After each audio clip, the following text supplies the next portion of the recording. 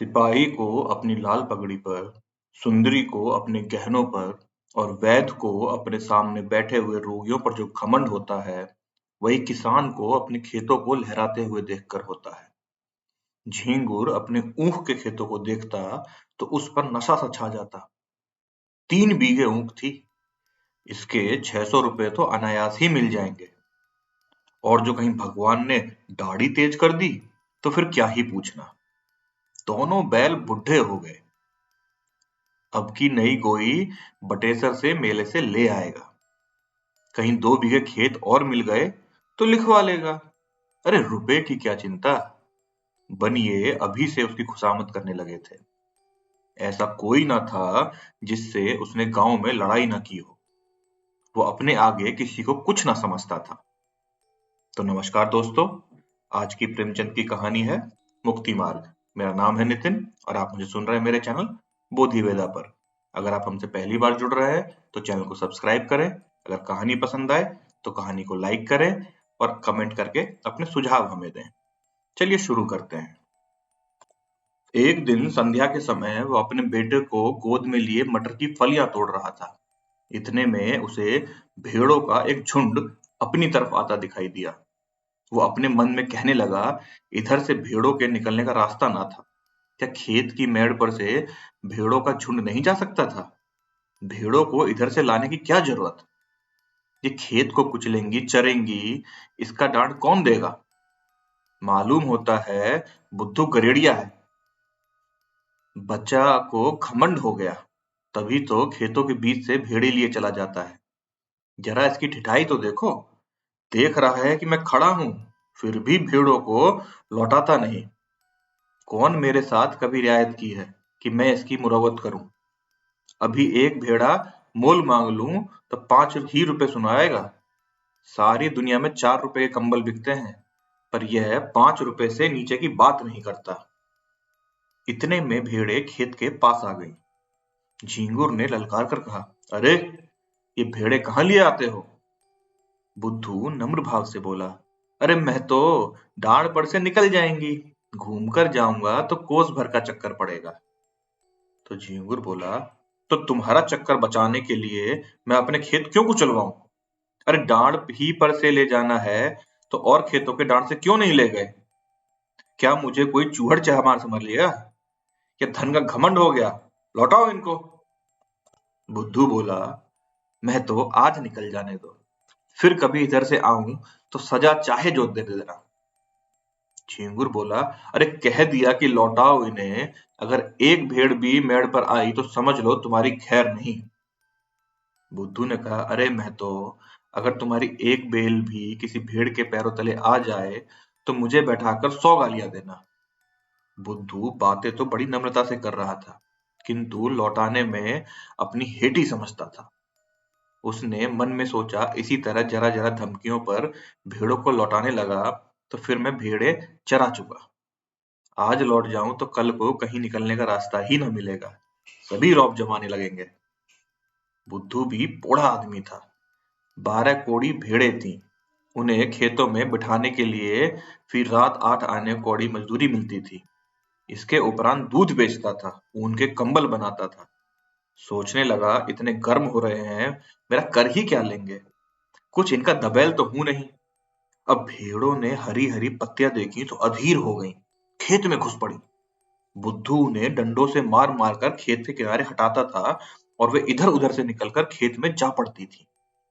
झींगुर ने आग होकर कहा, तुम मुझसे हेकड़ी जताने चले हो? तुम्हारी सारी हेकड़ी निकाल दूंगा। बुद्धू बोला, तुम्हें देखकर चौंकती है, तुम हट जाओ, तुम सबको निकाल ले जाऊं।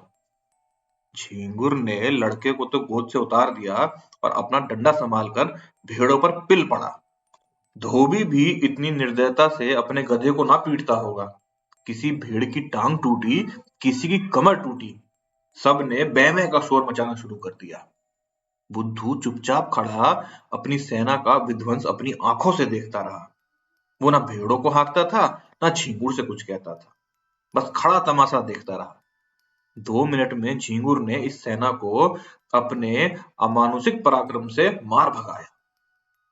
मेष दल का संहार करके विजय गर्व से बोला, अब सीधे चले जाओ, फिर इधर से आने का नाम न लेना। बुद्धू ने आहत भेड़ों की तरफ देखते हुए कहा, अरे झिंगुर, तुमने ये अच्छा काम नहीं किया। तुम बहुत पछताओगे। केले को काटना भी इतना आसान नहीं, जितना किसान से बदला लेना। उसकी सारी कमाई खेतों में रहती है और खलियानों में। कितनी ही दैविक और भौतिक आपदाओं के बाद कहीं अनाज घर में आता है, और जो कहीं इन आपदाओं के साथ विद्रोह ने भी संधि कर ली, तो बेचारा किसान कहीं का नहीं रहता। झिंगुर ने घर आकर दूसरों से इस संग्राम का वृत्तांत कहा, तो लोग समझाने लगे कि झिंगुर, तुमने बड़ा अनर्थ किया, जानकर अनजान बनते हो। बुद्धू को नहीं जानते कितना झगड़ालू आदमी है। अब भी कुछ नहीं बिगड़ा, जाकर उसे मना लो, नहीं तो तुम्हारे साथ सारे गांव पर आफत आ जाएगी। झिंगुर की समझ में बात आ गई। पछताने लगा कि मैंने कहां से कहां उसे रोका। अगर भेड़ें थोड़ा बहुत चर ही जाती तो कौन सा मैं उजड़ जाता। वास्तव में हम किसानों का कल्याण दबे रहने में ही है। ईश्वर को भी हमारा सिर उठाकर चलना अच्छा नहीं लगता। जी तो बुद्धू के घर जाने को ना चाहता था, किंतु दूसरों के आग्रह से मजबूर होकर चल दिया। अगहन का महीना कोहरा पड़ रहा था। चारों ओर अंधकार छाया हुआ था। गांव से बाहर निकला ही था कि सहसा उसने ऊख के खेत की ओर अग्नि की ज्वाला देखकर चौंक पड़ा। छाती धड़कने लगी। खेत में आग लगी हुई थी। बेतहासा दौड़ा, मनाता जाता था कि मेरे खेत में ना हो, पर ज्यों-ज्यों समीप पहुंचता था, यह आशा में भ्रम शांत हो जाता था। वह अनर्थ हो ही गया जिसके निवारण के लिए वो घर से चला था। हत्यारे ने आग लगा ही दी और मेरे पीछे सारे गांव को चौपट कर दिया। उसे ऐसा जान पड़ता था कि वह खेत आज बहुत समीप आ गया है, मानो बीच की पड़ती खेतों का अस्तित्व ही नहीं रहा। अंत में जब वो खेत पर पहुंचा, तो आग प्रचंड रूप धारण कर चुकी थी। झिंगुर ने हाय हाय मचाना शुरू किया। झिंगुर ने हाय हाय मचाना शुरू किया। गांव के लोग दौड़ पड़े और खेतों से अरहर के पौधे उखाड़कर आग को पीटने लगे। अग्नि मानव संग्राम का भीषण दृश्य उपस्थित हो गया। एक पहर तक हाहाकार मचा रहा। कभी एक प्रबल होता तो कभी दूसरा। अग्नि पक्ष के योद्धा मर मर कर जी उठते और द्विगुण शक्ति से रणोन्मत्त होकर सशस्त्र प्रहार करने पर लगे रहते। मानव पक्ष में जिस योद्धा की कीर्ति सबसे उज्जवल थी, वह था बुद्धू। बुद्धू कमर तक धोती चढ़ाए, प्राण हथेली पर लिए अग्नि राशि में कूद पड़ता था और शत्रुओं को परास्त करके बाल बाल बचकर निकल आता था। अंत में मानव दल की विजय हुई, किंतु ऐसी विजय जिस पर हार भी हंसती। गांव भर की ऊंख जलकर भस्म हो गई और ऊंख के साथ सारी अभिलाषाएं भी भस्म हो गई। आग किसने लगाई यह खुलासा खुला हुआ भेद था, पर किसी को कहने का साहस ना था। कोई सबूत नहीं, प्रमाणहीन तर्क का मूल्य ही क्या। झिंगुर को घर से निकलना मुश्किल हो गया। जिधर जाता ताने सुनने पड़ते। लोग प्रत्यक्ष कहते थे, यह आग तुमने लगवाई, तुम ही ने हमारा सर्वनाश किया, तुम ही मारे घमंड के धरती पर पैर ना रखते थे, आपके आप गए, अपने साथ गांव भर को डुबो दिया। बुद्धू को ना छेड़ते तो आज क्यों ये दिन देखना पड़ता। झिंगुर को अपनी बर्बादी का इतना दुख ना था, जितना इन जली कटी बातों का था। दिन भर घर में बैठा रहता। पूस का महीना आया, जहां सारी रात कोल्हू चला करते थे, गुड़ की सुगंध उड़ा करती थी, भट्टियां जलती रहती थीं और लोग भट्टियों के सामने बैठे हुक्का पिया करते थे। वहां अब सन्नाटा छाया हुआ था। ठंड के मारे लोग सांझ ही से किवाड़े बंद करके पड़े रहते और झिंगुर को कोसते। माघ और भी कष्टदायक था। ऊख केवल धनदाता ही नहीं, किसानों का जीवनदाता भी है। उसी के सहारे किसानों का जाड़ा कटता है। गर्म रस पीते हैं, ऊख की पत्तियां तापते हैं, उसके अगोड़े पशुओं को खिलाते हैं। गांव के सारे कुत्ते जो रात को भट्टियों की राख में सोया करते थे, ठंड से मर गए। कितने ही जानवर चारे के अभाव से चल बसे। शीत का प्रकोप हुआ और सारा गांव खांसी बुखार से ग्रस्त हो गया। और यह सारी विपत्ति झींगुर की करनी थी, अभागे हत्यारे झींगुर की। झींगुर ने सोचते सोचते निश्चय किया कि बुद्धू की दशा भी अपनी ही सी बनाऊंगा।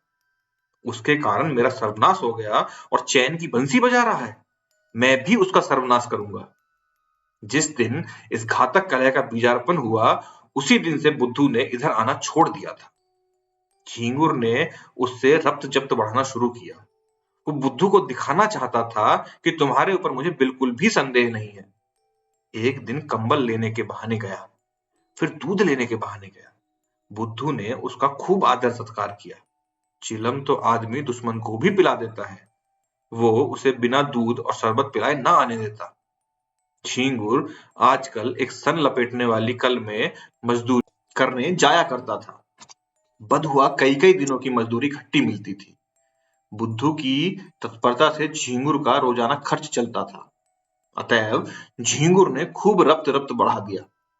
एक दिन बुद्धू ने पूछा, क्यों झींगुर, अगर अपनी ऊख जलाने वाले को पा जाओ तो क्या करोगे?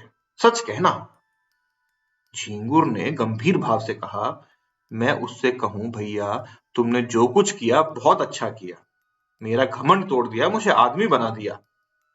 बुद्धू बोला, मैं जो तुम्हारी जगह होता तो बिना उसका घर जलाए ना मानता। झींगुर बोला, 4 दिन की जिंदगानी में बैर विरोधी बढ़ाने से क्या फायदा? मैं तो बर्बाद हुआ ही, अब उसे बर्बाद करके क्या पाऊंगा? बुद्धू ने कहा, बस यही आदमी का धर्म है। पर भाई, क्रोध के बस में होकर बुद्धि उल्टी हो जाती है। फागुन का महीना था। किसान ऊख बोने के लिए खेतों को तैयार कर रहे थे। बुद्धू का बाजार गर्म था। भेड़ों की लूट मची हुई थी। 2-4 आदमी नित्य द्वार पर खड़े खुशामदें किया करते। बुद्धू किसी से सीधे मुंह बात ना करता। भेड़ रखने की फीस दूनी कर दी थी।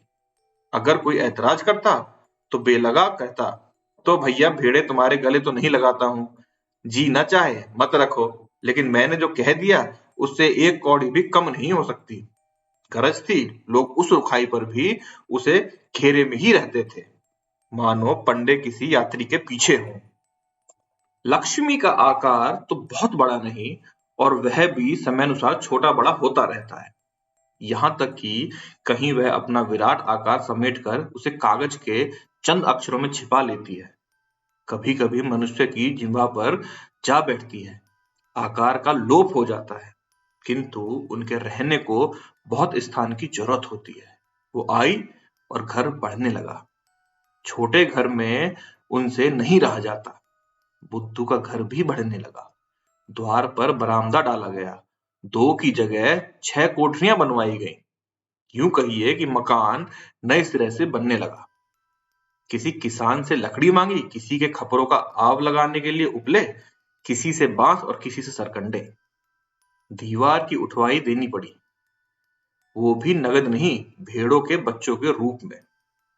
लक्ष्मी का ये प्रताप है। सारा काम बेगार में हो गया। मुफ्त में अच्छा खासा घर तैयार हो गया। गृह प्रवेश के उत्सव की तैयारियां होने लगी। इधर झींगुर दिन भर मजदूरी करता तो कहीं आधा पेट अन्न मिलता। बुद्धू के घर कंचन बरस रहा था। झींगुर जलता था तो क्या बुरा करता था। यह अन्याय किससे सहा जाएगा। एक दिन वो टहलता हुआ चमारों के टोले की तरफ चला गया। हरिहर को पुकारा। हरिहर ने आकर राम राम की और चिलम भरी। दोनों पीने लगे। ये चमारों का मुखिया बड़ा दुष्ट आदमी था। सब किसान इससे थर थर कांपते थे। झींगुर ने चिलम पीते पीते कहा, आजकल फाग वाग नहीं होता क्या? सुनाई नहीं देता। हरिहर बोले, फाग क्या हो, पेट के धंधे से छुट्टी ही नहीं मिलती। कहो, तुम्हारी आजकल कैसी निभती है? झींगुर बोला, क्या निभती है, नकटा जिया बुरे हलाल। दिन भर कल में मजदूरी करते हैं तो चूल्हा जलता है। चांदी तो आजकल बुद्धू की है, रखने को ठौर नहीं मिलता। नया घर बना, भेड़े और ली, अब गृह प्रवेश की धूम है। सातों गांव में सुपारी जाएगी। हरिहर बोला, लक्ष्मी मैया आती है तो आदमी की आंखों में सील आ जाता है, पर उसको देखो, धरती पर पैर नहीं रखता, बोलता है तो ऐंठ के ही बोलता है। झिंगुर बोला, अरे क्यों ना ऐठे, इस गांव में कौन है उसकी टक्कर का। पर यार, यह अनीति तो नहीं देखी जाती। भगवान दे तो सिर झुकाकर चलना चाहिए, ये नहीं कि अपने बराबर किसी को समझे ही ना। उसकी डींग सुनता हूं तो बदन में आग लग जाती है। कल का बानी आज का सेठ, चला है हमी से अकड़ने। अभी कल लंगोटी लगाए खेतों में कौवे हाक्या करता था, आज उसका आसमान में दिया जलता है। हरिहर बोले, कहो तो कुछ उतजोग करूं। झिंगुर बोले, क्या करोगे? इसी डर से तो वह गाय भैंस नहीं पालता। हरिहर बोले, भेड़े तो हैं। झिंगुर ने कहा, क्या बगुला मारे पखना हाथ। हरिहर, फिर तुम ही सोचो। झिंगुर ने कहा, ऐसी जुगत निकालो कि फिर पनपने ना पावे। इसके बाद फुसफुस करके बातें होने लगी। वो एक रहस्य है कि भलाइयों में जितना द्वेष होता है, बुराइयों में उतना ही प्रेम। विद्वान विद्वान को देखकर, साधु साधु को देखकर और कवि कवि को देखकर जलता है, एक दूसरे की सूरत नहीं देखना चाहता। पर जुआरी जुआरी को देखकर, शराबी शराबी को देखकर, चोर चोर को देखकर सहानुभूति दिखाता है, सहायता करता है। एक पंडित जी अगर अंधेरे में ठोकर खाकर गिर पड़े तो दूसरे पंडित जी उन्हें उठाने के बदले 2 ठोकरें और लगाएंगे कि वह फिर से उठ ही ना सके। पर एक चोर पर आफत आई देख दूसरा चोर उसकी मदद करता है। बुराई से सब घृणा करते हैं, इसीलिए बुरों में परस्पर प्रेम होता है। भलाई की सारा संसार प्रशंसा करता है, इसीलिए भलों से विरोध होता है। चोर को मारकर चोर क्या पाएगा? घृणा। विद्वान का अपमान करके विद्वान क्या पाएगा? यश। झींगुर और हरिहर ने सलाह कर ली। षड्यंत्र रचने की विधि सोची गई। उसका स्वरूप, समय और क्रम ठीक किया गया। झींगुर चला तो अकड़ा जाता था, मार लिया दुश्मन को, अब कहां जाता है। दूसरे दिन झींगुर काम पर जाने लगा तो पहले बुद्धू के घर पहुंचा। बुद्धू ने पूछा, क्यों, आज नहीं गए क्या? झींगुर बोला, जा तो रहा हूं, तुमसे यही कहने आया था कि मेरी बच्चिया को अपनी भेड़ों के साथ क्यों नहीं चरा दिया करते। बेचारी खूंटे से बंधी बंधी मरी जाती है, न घास न चारा, क्या खिलाएं। बुद्धू बोला, भैया मैं गाय भैंस नहीं रखता, चमारों को जानते हो, एक ही हत्यारे होते हैं।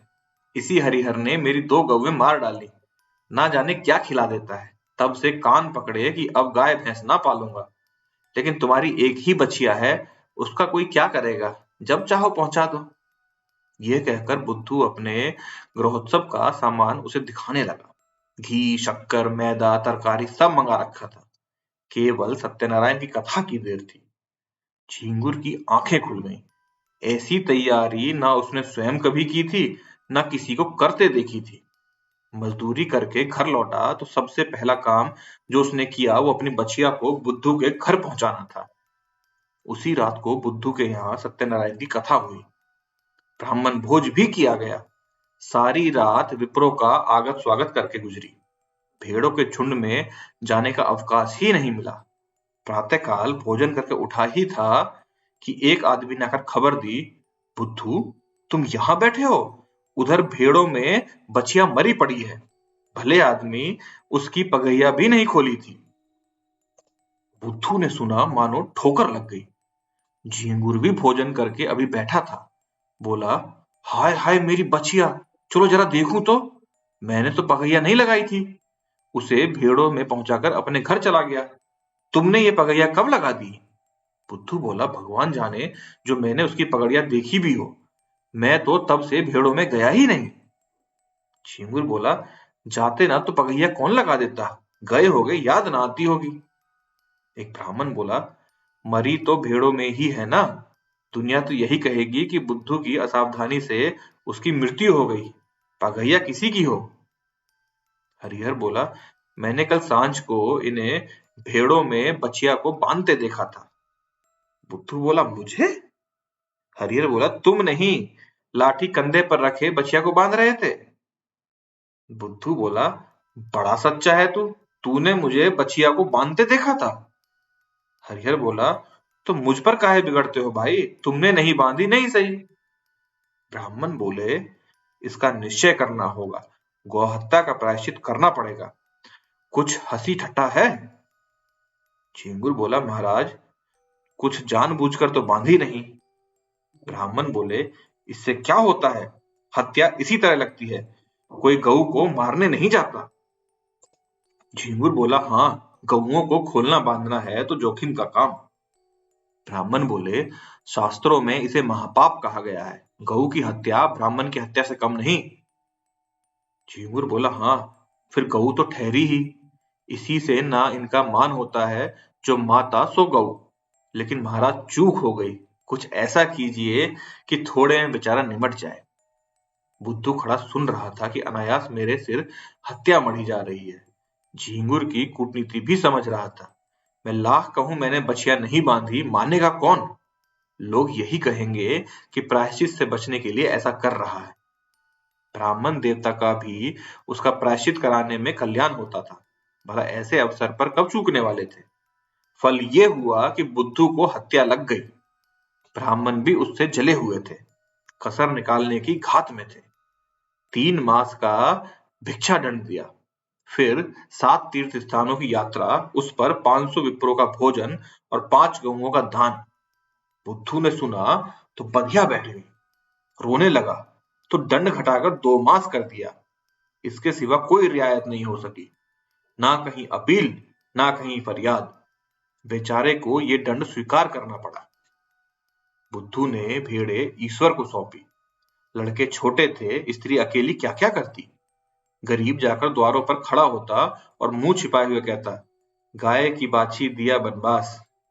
भिक्षा तो मिल जाती, किंतु भिक्षा के साथ 2-4 कठोर अपमानजनक शब्द भी सुनने पड़ते।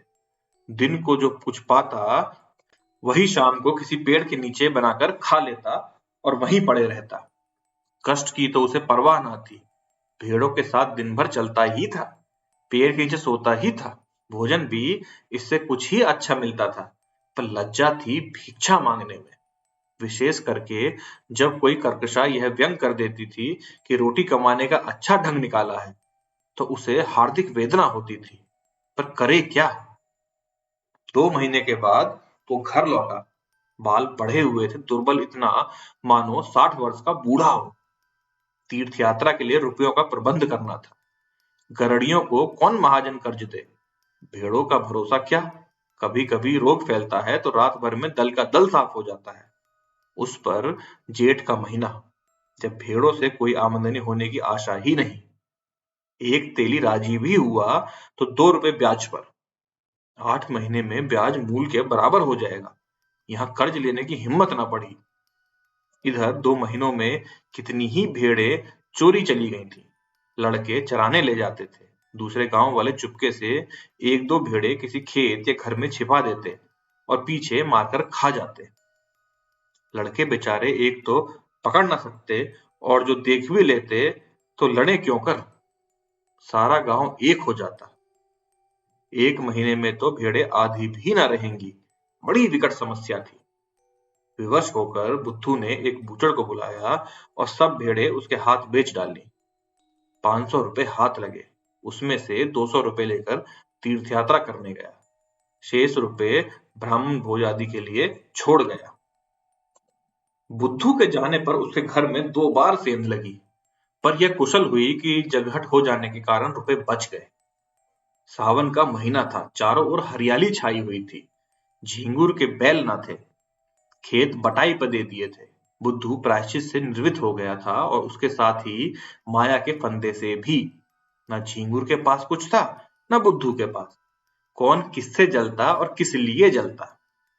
सन की कल बंद हो जाने के कारण झिंगुर अब बेलदारी का काम करता था। शहर में एक विशाल धर्मशाला बन रही थी, हजारों मजदूर काम करते थे। झिंगुर भी उन्हीं में से था। 7वें दिन मजदूरी के पैसे लेकर घर आता था और रात भर रहकर सवेरे फिर चला जाता था। बुद्धू भी मजदूरी की टोह में यहीं पहुंचा। जमादार ने देखा, दुर्बल आदमी है, कठिन काम तो इससे हो ही नहीं सकेगा। कारीगरों को गारा देने के लिए रख लिया। बुद्धू सिर पर तसला रखे गारा लेने लगा तो झिंगुर को देखा। राम राम हुई। झिंगुर ने गारा भर दिया, बुद्धू उठा लगा। दिन भर दोनों चुपचाप अपना अपना काम करते रहे। संध्या समय झिंगुर ने पूछा, कुछ बनवाओगे नहीं? बुद्धू बोला, नहीं तो खाऊंगा क्या? झिंगुर बोला, मैं तो 1 जून चबेना कर लेता हूँ, इस जून सत्तू पर काट देता हूँ, कौन झंझट करे। बुद्धू बोला, इधर उधर लकड़ियां पड़ी हैं, बटोर लाओ, आटा मैं घर से ले आता आता हूँ, घर ही पिसवा लिया था, यहाँ तो बड़ा महंगा मिलता है, इसी पत्थर की चट्टान पर आटा गूंद लेता हूँ। तुम तो मेरा बनाया खाओगे नहीं, इसीलिए तुम ही रोटियां सेको, मैं बना दूंगा। झींगुर बोला, तवा भी तो नहीं है। बुद्धू बोला, तवे बहुत हैं, यहीं गारे का तसला मांझे लेता हूँ। आग जली, आटा गूंदा गया, झींगुर ने कच्ची पक्की रोटियां बनाई, बुद्धू पानी लाया, दोनों ने लाल मिर्च और नमक से रोटियां खाई। फिर चिलम भरी गई, दोनों आदमी पत्थर की सिलों पर लेटे और चिलम पीने लगे। बुद्धू ने कहा, तुम्हारी ऊंख में आग मैंने लगाई थी। झींगुर ने विनोद भाव से कहा, जानता हूँ। थोड़ी देर बाद झींगुर बोला, बछिया मैंने ही बांधी थी और हरिहर ने उसे कुछ खिला दिया था। बुद्धू ने भी वैसे ही भाव से कहा, जानता हूँ। फिर दोनों सो गए। तो मित्रों, अगर आपको कहानी पसंद आई हो तो कहानी को लाइक करें, चैनल को सब्सक्राइब करें और कमेंट करें। धन्यवाद। अगर आपको ये वीडियो पसंद आई हो, चैनल को सब्सक्राइब करें, लाइक करें, कमेंट करें। Thank you so much for the support.